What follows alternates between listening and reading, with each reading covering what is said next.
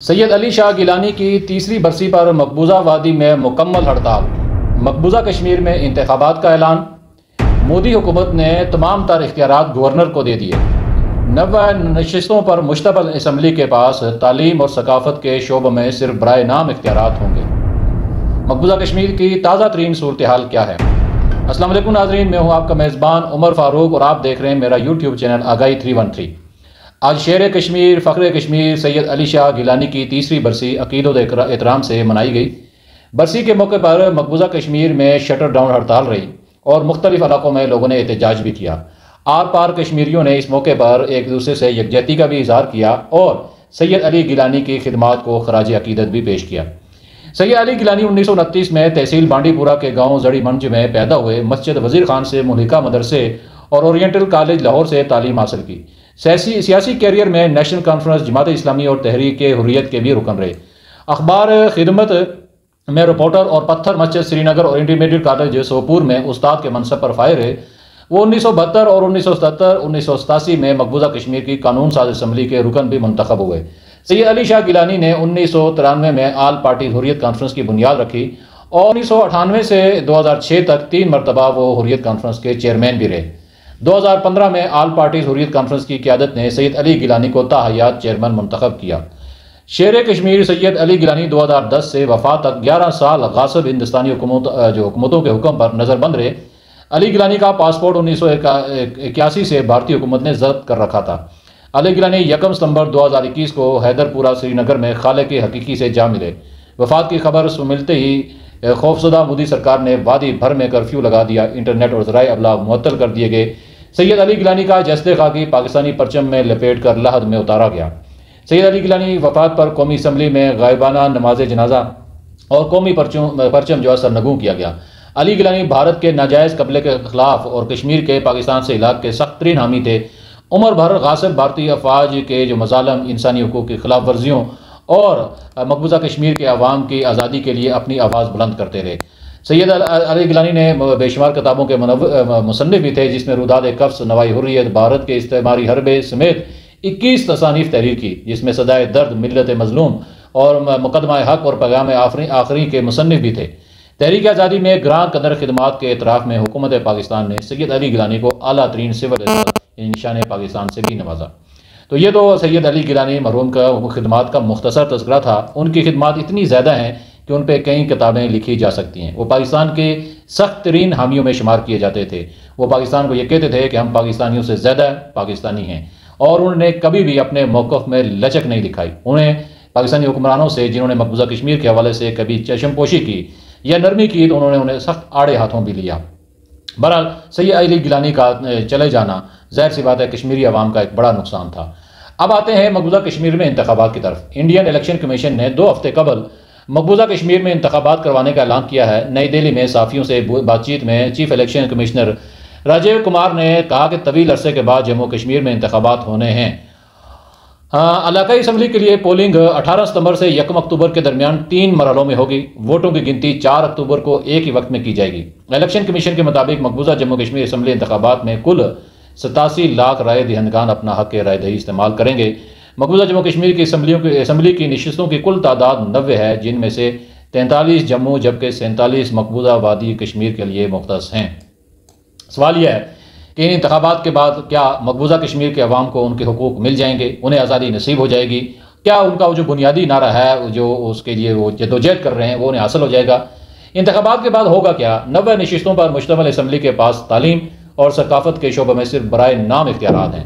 ان کے پاس کوئی اسمبلی کے پاس اختیارات نہیں، بلکہ مزید اختیارات ان سے چھین کے گورنر کو دے دیے گئے ہیں، جس کی تفصیل میں آگے چل کے آپ کو بتاؤں گا۔ اہم فیصلے اب بھی نئی دہلی میں کیے جائیں گے۔ اس کے نتیجے میں خطے کی یا مقبوضہ کشمیر کی سیاسی و معاشی کیفیت وہی رہے گی جو اس وقت ہے۔ اسی لیے کشمیری پہلے دن سے مطالبہ کر رہے ہیں کہ 1 کروڑ 20 لاکھ آبادی والے یہ ہمالیتی خطے کے مستقبل کا فیصلہ کرنے کے لیے ریفرینڈم کروایا جائے۔ جموں کشمیر میں لگ بھگ 6 سال گورنر راج کے بعد انتخابات ہو رہے ہیں، اور یہ انتخابات تقریباً 10 سال بعد ہو رہے ہیں۔ آخری اسمبلی انتخابات 2014 میں ہوئے تھے۔ ان انتخابات کے بعد نریندر مودی کی ہندو قوم پرست بھارتیہ جنتا پارٹی BJP نے حکومت بنانے کے لیے پیپلز ڈیموکریٹک پارٹی کے ساتھ اتحاد کیا تھا۔ اسمبلی کی مدت 5 سال کے لیے تھی، یعنی ان انتخابات کے بعد جو حکومت قائم ہوئی تھی اس کا جو اختتام تھا 2019 میں ہونا تھا، تاہم 2018 میں اپنی میعاد سے قبل ہی اسمبلی تحلیل کر دی گئی تھی۔ اس کے بعد 5 اگست 2019 کو جموں کشمیر کے آئین ہند میں خصوصی پوزیشن تبدیل کر کے اور ریاست کا درجہ گھٹا کر مرکز کے زیر انتظام 2 حصوں میں بانٹ دیا گیا تھا، جن کو یونین ٹیریٹریز کہا جاتا ہے۔ یہ 2 یونین ٹیریٹریز جموں کشمیر اور لداخ ہیں۔ ناظرین، یہ آپ کو اس پہ بہت بات ہو چکی کہ مقبوضہ کشمیر کو کیوں ہڑپ کیا گیا، کیسے ہڑپ کیا گیا، کس کی ماں پر کیا گیا، یہ پھر اس پہ بات کریں گے، لیکن فی الحال ہم مقبوضہ کشمیر کے انتخابات اور جو آئینی اس وقت مقبوضہ کشمیر کی حیثیت ہے اس کے حوالے سے آپ کو کچھ معلومات دیتے چلیں۔ 2019 کے بعد لیفٹیننٹ گورنر کا دورانیہ جو گورنر راج کا دورانیہ بھی بڑھتا گیا، اور اس طرح لگ بھگ پچھلے 6 سالوں سے جموں کشمیر اور لداخ براہ راست لیفٹیننٹ گورنر کے رحم و کرم پر ہیں۔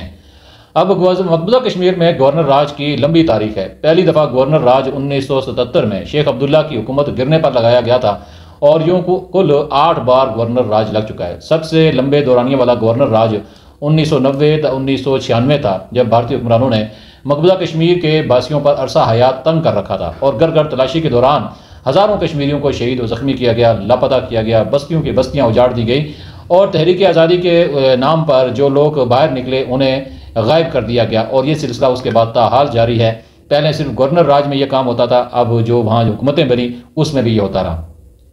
فرق کیا ہے؟ ماضی میں جب بھی گورنر راج کے بعد الیکشن ہوتے تھے تو ماحول آج کے مقابلے میں کافی مختلف ہوتا تھا۔ اس سے قبل اسمبلی انتخابات ہوتے تھے تو جموں کشمیر کا آئین جو ہند کے ماتحت اپنا آئین اور جھنڈا ہوتا تھا، اور جموں کشمیر ایک مکمل ریاست ہوتی تھی۔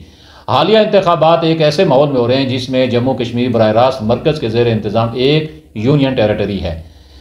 بھارت نے مقبوضہ کشمیر پر براہ راست کنٹرول حاصل کرنے کے لیے نہ صرف آبادی کا تناسب تبدیل کیا ہے، بلکہ جن علاقوں میں مسلمانوں کی تعداد زیادہ تھی وہاں مسلم آبادی کو کم ظاہر کیا گیا ہے۔ یوں بھارت نے مرضی کے انتخابی نتائج حاصل کرنے کے لیے اپنی منشا کے مطابق نئی حلقہ بندیاں بھی کی ہیں۔ اب حالیہ جو الیکشن ہے اس میں جو لوک سبھا کے انتخابات میں کشمیریوں نے بھارتی حکمران جماعت بھارتیہ جنتا پارٹی، جس نے مقبوضہ کشمیر کی خصوصی حیثیت کو ختم کیا تھا، اس کو یکسر مسترد کر دیا تھا، اور ان انتخابات میں بی جے پی کو شرمناک شکست ہوئی تھی۔ آپ کو یہ بھی پتہ چلے کہ یونین ٹیریٹریز میں جو ان کی اسمبلی کی حیثیت کیا ہوگی۔ اس وقت انڈیا میں 28 ریاستیں اور 9 یونین ٹیریٹریز ہیں۔ آئین ہند کے 7ویں شیڈول میں مرکز اور اس کی اکائیوں کے درمیان گورننس اور پاور کو لے کر سبجیکٹس تقسیم کی ہیں۔ یہ سبجیکٹس 3 لسٹ یعنی یونین لسٹ، اسٹیٹ لسٹ اور کنکرنٹ لسٹ میں کلاسیفائی کیے گئے ہیں۔ یونین لسٹ میں شامل تمام 97 subjects per parliament of India یعنی لوک سبھا اور راجیہ سبھا کا اختیار ہے کہ قانون سازی کریں۔ اسٹیٹ لسٹ میں شامل 66 سبجیکٹس پر ریاستی اسمبلیاں قانون سازی کرتی ہیں، اور کنکرنٹ لسٹ میں کل 47 سبجیکٹس ہیں جن پر پارلیمنٹ اور ریاستی اسمبلیاں دونوں قانون سازی کر سکتی ہیں۔ کنکرنٹ لسٹ میں شامل اگر کسی سبجیکٹ پر پارلیمنٹ اور ریاست کے مفاد کا ٹکراؤ ہو جائے یا دونوں کا آپس میں جھگڑا ہو تو پارلیمنٹ کا قانون بالاتر ہوگا۔ 9 یونین ٹیریٹریز میں 3 ایسی ہیں جہاں قانون ساز اسمبلیاں ہیں۔ اس میں جموں کشمیر، دہلی اور پوڈوچیری ہیں۔ یونین ٹیریٹریز کی اسمبلی بہت کمزور ہوتی ہے، جس کے پاس ریاستی اسمبلی کے برعکس محدود اختیارات ہوتے ہیں۔ چونکہ یونین ٹیریٹریز مرکز کے زیر انتظام ہوتا ہے، اس لیے 7ویں شیڈول میں شامل زیادہ تر امور مرکز کا ہی کنٹرول ہوتا ہے۔ یہ اس وقت زیادہ تشویشناک روپ دھار لیتی ہے جب مرکز اور یوٹی یعنی یونین ٹیریٹریز میں 2 الگ الگ جماعتوں کی حکومتیں ہوں اور ان کی آپس میں بالکل بھی نہ بنتی ہو۔ اس کی مثال آپ کو اس طرح دیں گے کہ دہلی اور مرکز کی کشمکش اس کی واضح مثال ہے۔ اس وقت دہلی میں اروند کیجریوال کی حکومت ہے، لیکن مرکز میں بھارتیہ جنتا پارٹی۔ کیجریوال متعدد بار دہلی کو ریاست کا درجہ دینے کی مانگ بھی کر چکے ہیں۔ دہلی کے اندر بیوروکریسی اور پولیس براہ راست مرکز کا زیر انتظام ہے، اور کیجریوال چیف منسٹر ہوتے ہوئے بھی بے بس نظر آتے ہیں۔ یہی وجہ ہے کہ بہت سارے معاملات پہ ان کا وقتاً فوقتاً وہ اظہار بھی اس کا کرتے رہتے ہیں اور ان کا ٹکراؤ بھی ہوتا رہتا ہے۔ دہلی کی طرح اس وقت جموں کشمیر بھی ایک یونین ٹیریٹری ہے، جس میں کہا جا رہا ہے کہ آنے والی اسمبلی آزادی کے بعد جموں کشمیر کی تاریخ کی کمزور ترین اسمبلی ہوگی۔ گزشتہ مہینے بجٹ سیشن کے دوران پارلیمنٹ نے جموں کشمیر کے لیفٹیننٹ گورنر کے اختیارات کو بھی بڑھا دیا ہے۔ ادھر مین اسٹریم سیاسی جماعتوں نیشنل کانفرنس اور پی ڈی پی نے اپنے انتخابی منشور میں جموں کشمیر کی آئینی خصوصی حیثیت بحال کرنے اور ریاست کا درجہ واپس دلانے کی بات کی ہے۔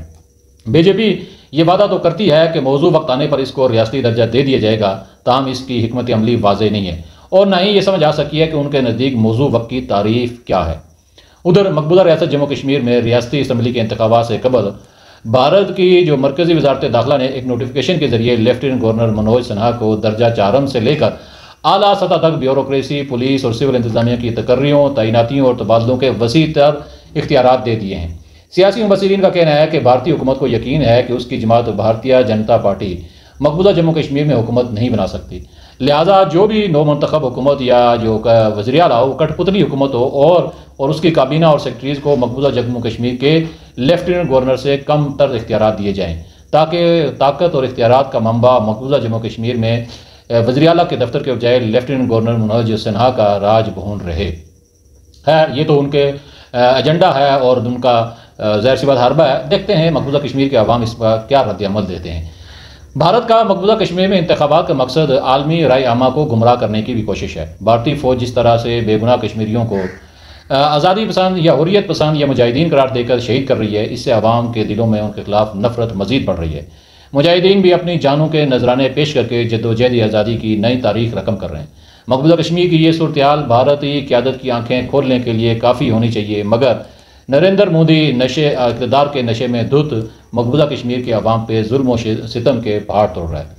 اب یہ حقیقت تسلیم کر لینی چاہیے کہ وہ بھارت کے جو جتنے بھی حکمران ہیں کہ وہ زیادہ دیر تک کشمیر پر اپنا قبضہ برقرار نہیں رکھ سکتے، لہٰذا وقت آ گیا ہے کہ بھارتی قیادت سے اس تنازع کو حل کرنے کے لیے یا تو پاکستان سے نتیجہ خیز مذاکرات کیے جائیں، کیونکہ اس کے بغیر خطے میں امن ممکن نہیں۔ بھارت اگر اپنے تمام تر وسائل، عسکری قوت اور خزانہ بھی مقبوضہ کشمیر میں بروئے کار لائے تو پھر بھی وادی کی حیت تبدیل نہیں ہوگی اور نہ ہی لوگوں کے ذہن تبدیل ہو سکتے ہیں۔ بھارتی قیادت کو اچھی طرح سمجھ لینا چاہیے کہ دوست، دھاندلی اور دباؤ کی پالیسی سے جذبہ آزادی ختم نہیں ہو سکتا، بلکہ اس کو جتنا دبائیں گے یہ اتنا ہی ابھرے گا۔